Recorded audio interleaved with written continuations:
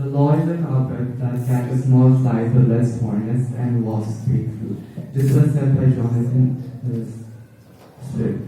This reveals a harsh truth about the bail system and how it turns justice into a privilege more than it is a right.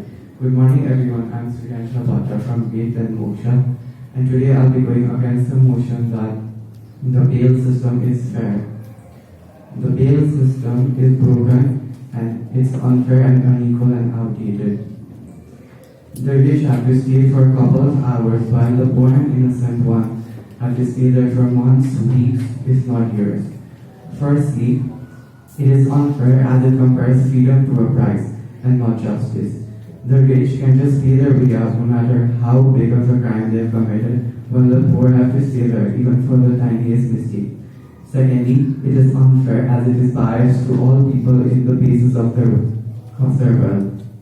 It makes people stay there for longer just because they couldn't pay the price. It sells justice more than it is meant to be served. Thirdly, it is outdated since it was made like years ago when the rich were favored more than people. But in the 21st century, we need to have equality over these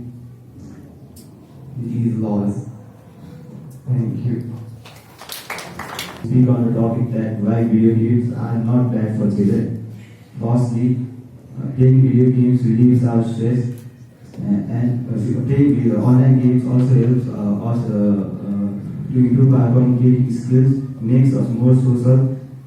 Playing games with our friends helps to improve our teamwork. Playing video games also helps us to improve our decision-making skills and also helps to improve our leadership qualities. Playing video games makes us more creative. Many video games require proper planning, strategies, and puzzle solving, which helps to increase our brain power. Thank you.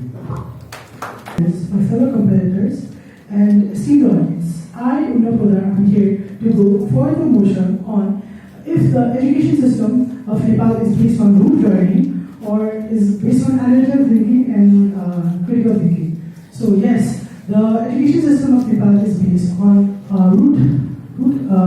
root study because Nepali education system really focuses on memorizing instead of understanding. For example, in a school, students are trained to memorize answers for their exams and for them to pass their exams rather than actually understanding concepts which are more useful in real life.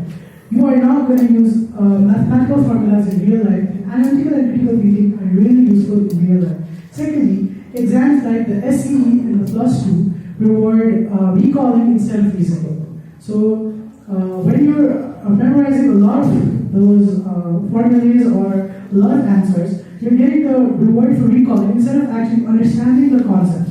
A greater example would be the SAT exams, where you actually have to use critical thinking and have to learn while memorize while recall as well, and also analyze as well.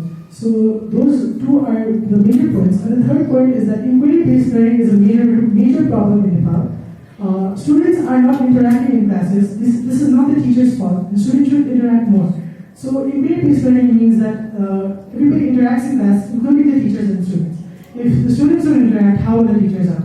And last and final point, the education system is really old and it needs an improvement. There have been efforts in Nepal to really help, but it doesn't seem so effective. Thank you. Let us think it.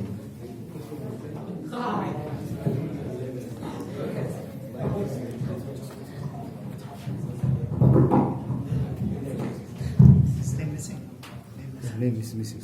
Because today I'm here to talk in the favor of the motion. Spending money on experiences is better than spending money on material things. Respected panel of jury, valued teachers, my fellow contestants, and all of my dear friends. Good morning to you all. In our life, we face a dilemma that should we spend our money on making memories or in material things? And time again, the answer always leans towards making memories. As the great philosopher Socrates once said, an unexamined life is not worth living for. These experiences allow us to explore these lives.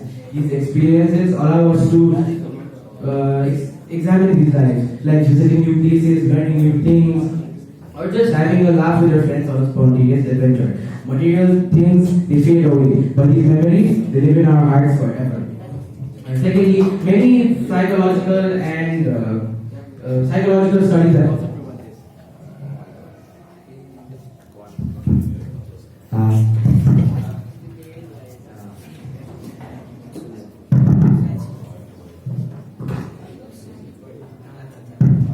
The joy of getting a new gadget, it fades away, but the happiness from that experience, it lasts forever. Why, you may ask? Because we get to relive that experience. We get to share with our friends. We get to look forward for the next one.